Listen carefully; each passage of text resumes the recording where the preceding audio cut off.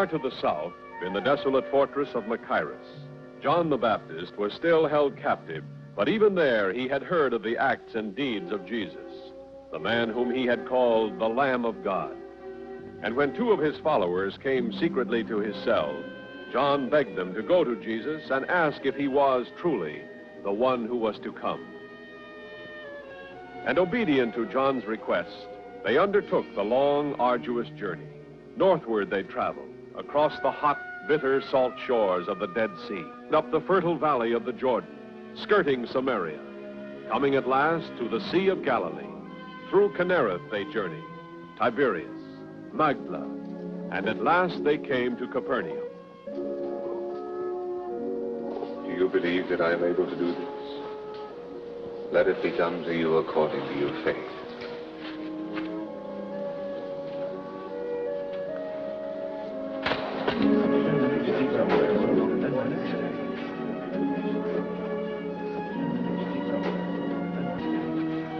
Rabbi, we come from the man, John the Baptist. He's imprisoned at Machaerus. But he has no fear. His spirit is as strong as ever. He sent us to ask a question of you.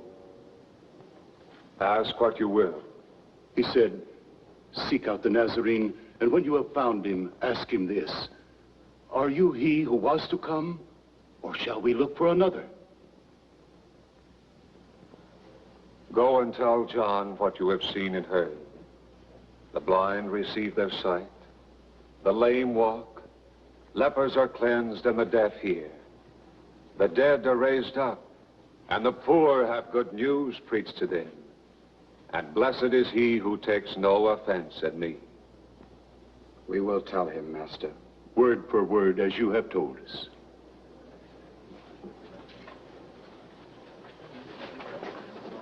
Who are those two? Followers of a prophet called John the Baptist. Prophet?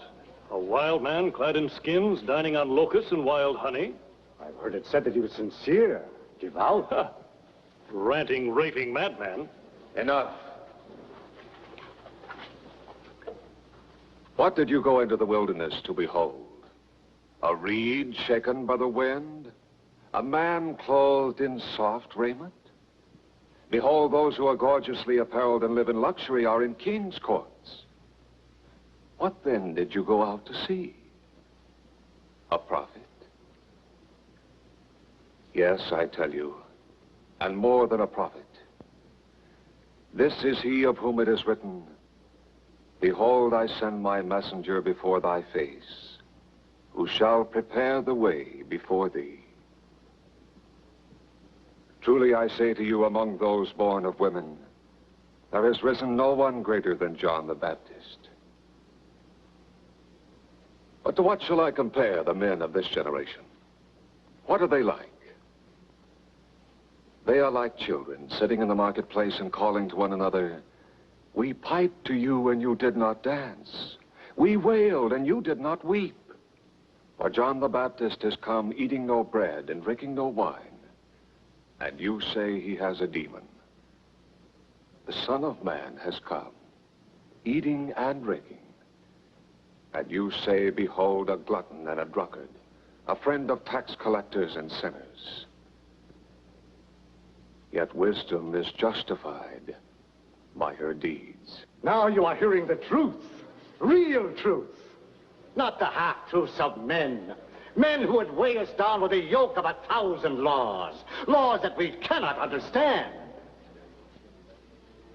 Come to me, all ye who labor and are heavy laden, and I will give you rest.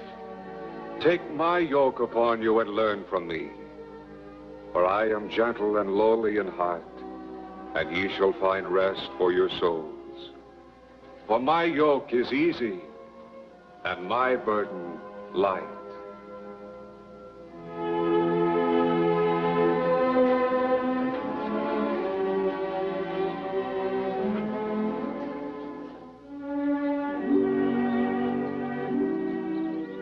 While the Master continued with his mission, his disciples, by two and two, were imparting his teachings to the people of Israel, Thaddeus and James the Less. Bartholomew and Thomas, bringing word of a new concept of God's kingdom, of a kingdom in which the living Spirit of God ruled by love.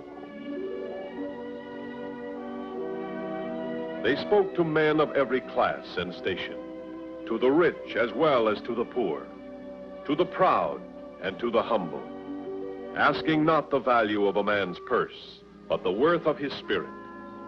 And the truths that Jesus had taught them, they taught to all who received them, explaining as the Master had explained, patient as he was patient with them, eager to share with all men the story of God's love as they had learned it from Jesus' lips. They were plain men, able to speak simply to plain people, the first missionaries of Jesus. They spoke on the streets and in the homes, in the language the humble understood. And as the Master had commanded them, they ministered to the sick, the lame, the afflicted.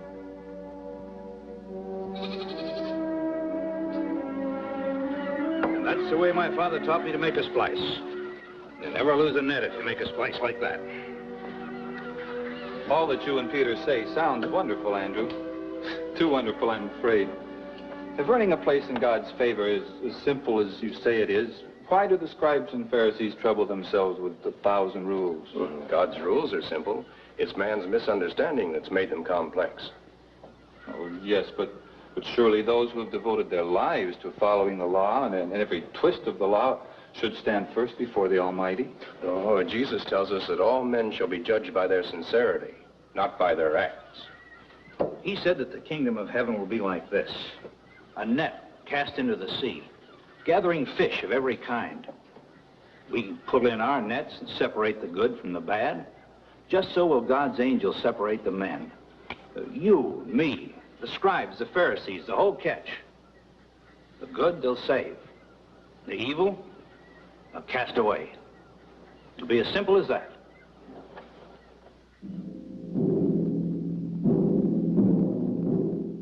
Far to the south, John the Baptist's messengers returned to the grim fortress of Machaerus on the desolate eastern shore of the Dead Sea.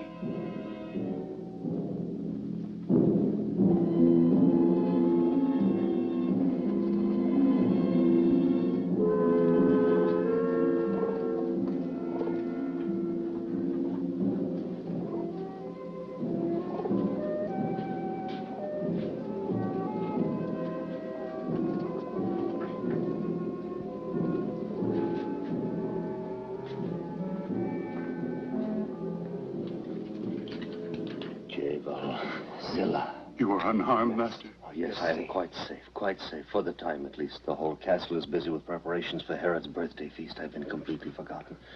But now tell me, the Nazarene, did you find him? And what did he say? We saw him at Capernaum. With a great crowd around him. Some sick, some crippled, some blind. And others, scores of others, who follow him from town to town, just to hear his voice. You, put the taper over there. That corner's blacker than a tomb. Every hour you let him live, the less the people fear you. Spare him another week, even another day. I have no time for it now. My guests are coming. I must see to 100 things. See to your crown, your kingdom. See what you're about to lose because you fear one man. I do not fear him. You fear his God. I must prepare for the senator. A God unable to release him from his chains. A God powerless to open the dungeon door.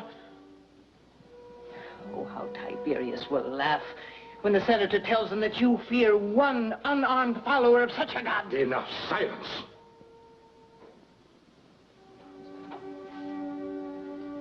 Wait. See that the Princess Salome is prepared to dance for my guest tonight. My daughter dance for your wine-drenched guests. It is my order. I command it.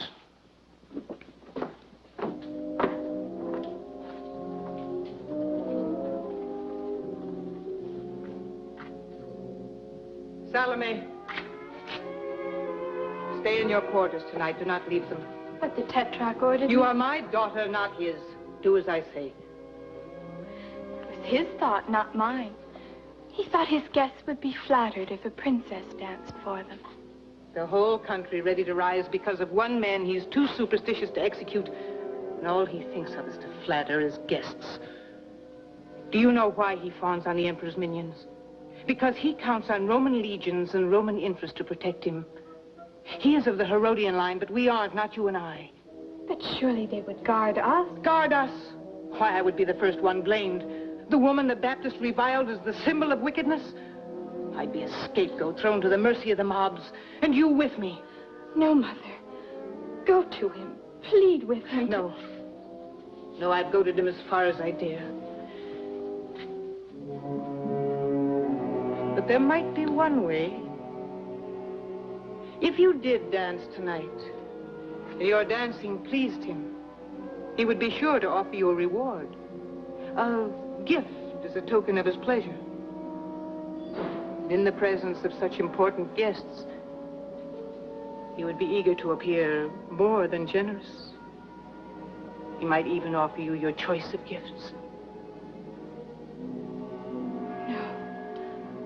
No, Mother. You must. You must. Many who followed you now follow him, but none are certain whence he draws his powers. Do you know, Master? Once before, near the Jordan, I was asked this question. My answer is still the same. No one receives anything except what is given him from heaven. As for the people turning to him, so be it. So be it. He who has the bride is the bridegroom. The friend of the bridegroom rejoices in the bridegroom's voice. And therefore this joy of mine is now full. He must increase. I must decrease. Well, now it is long past time for you to go. I have endangered you holding you this long. Oh, the danger. We are not afraid, Master. You have done well. Extremely well. Now I know a greater peace than I have ever known. May the grace of the Lord be with you. And with you, Master. You, Master.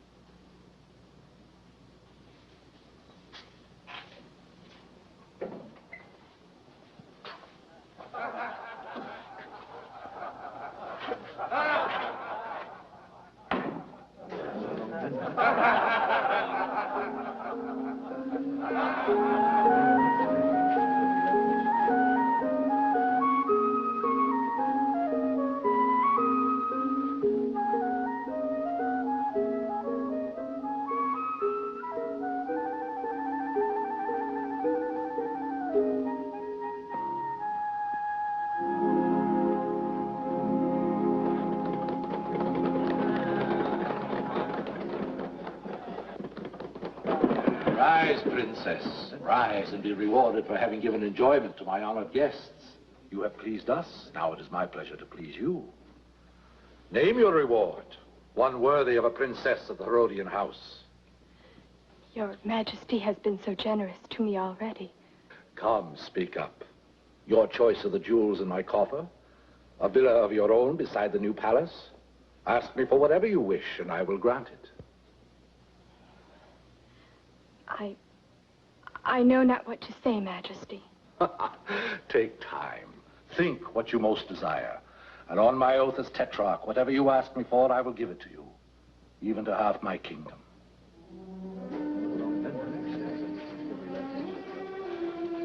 Go back. Demand his gift before he changes his mind. But what shall I ask?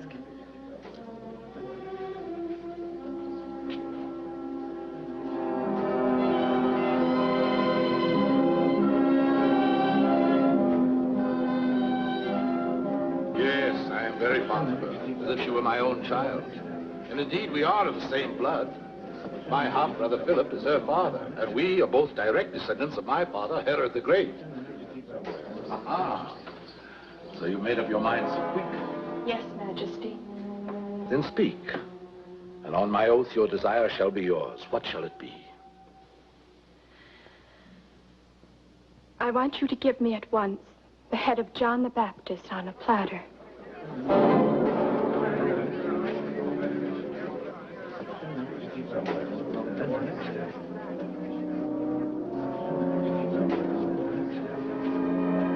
Officer.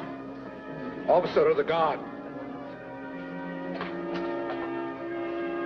Put the prisoner John to death by the sword. And bring his head to me.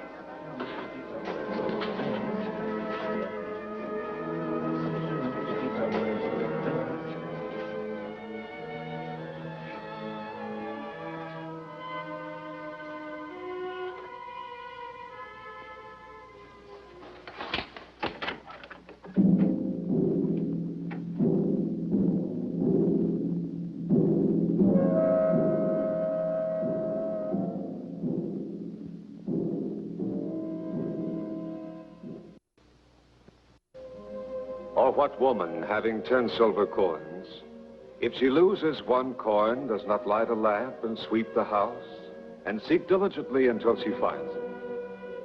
And when she has found it, she calls together her friends and neighbors, saying, "Rejoice with me, for I have found the coin I lost."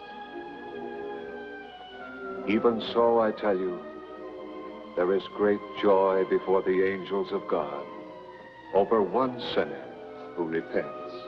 Master, do you remember us?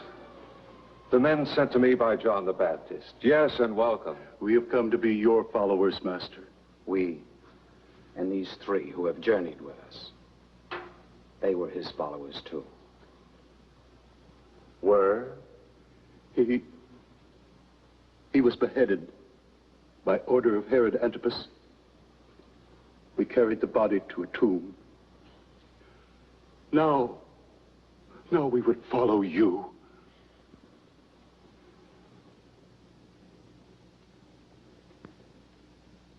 It is as I said. No greater man was ever born of woman.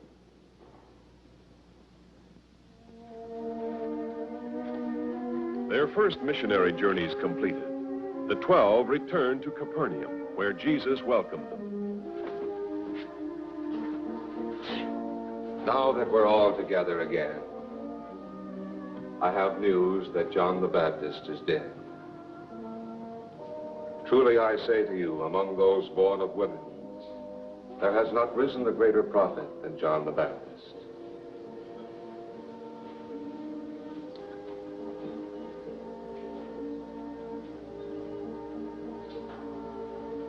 And he said to them, "Come away by yourselves to a lonely place and rest a while." For many were coming and going, and they had no leisure even to eat.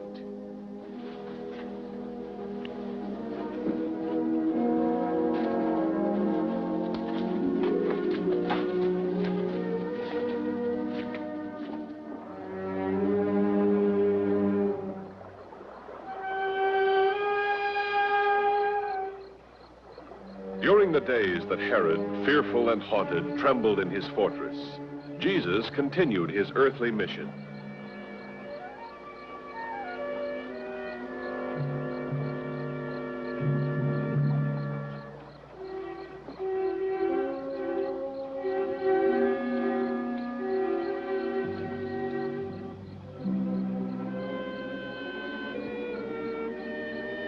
He hasn't slept. No. He must have loved the Baptist deeply. Andrew tells me that they were kinsmen. But no man can go on day after day without his rest. Not carrying the load that he bears, and the continual demands of the people, and now his grief for John. And the fact that Herod may strike at him next. I doubt if he fears Herod. He should. He has a following, and tyrants live in dread of men with followings. But Judas, the master is no threat to Herod. Any leader on the side of truth is a threat to tyranny. A danger to Tiberius, the puppets of Rome, Herod, his brothers, to Caiaphas. The master doesn't preach revolt. He talks of love and forgiveness. Yes, I know. But Israel will never be free to love and forgive until her people unite against Rome. Rise to a leader who will guide them, order them, command them to obey. Another tyrant? No, a king. Their own king, a king of Israel. One they will accept as a David, a Moses, a Hezekiah. This is an old, old dream. For 3 centuries, people have talked of it, but accomplished nothing. But it will come. Not in a year or 2 or 3, perhaps, but when enough men are willing to die for a kingdom of their own. I was a zealot, pledged to restore Israel to its place among the nations of the world. For years, like all the Brotherhood, I preached hate and fight and destroy. But now I have heard the Master speak of love and forgiveness, and I want more than revenge or temporal power or the glories of this world. So do the rest of us, and the hundreds that have heard him, and the thousands that will. Well, perhaps you're right. Through that night and the days that followed, a great weight lay on the heart of Jesus. The death of John the Baptist meant more than the loss of a beloved kinsman. It marked the ending of the time of the messenger sent to prepare the way. Now the task, the full task, rested on the shoulders of only one: to bring the word of the kingdom to all mankind, to train the men who must carry on the work when he could no longer be with them.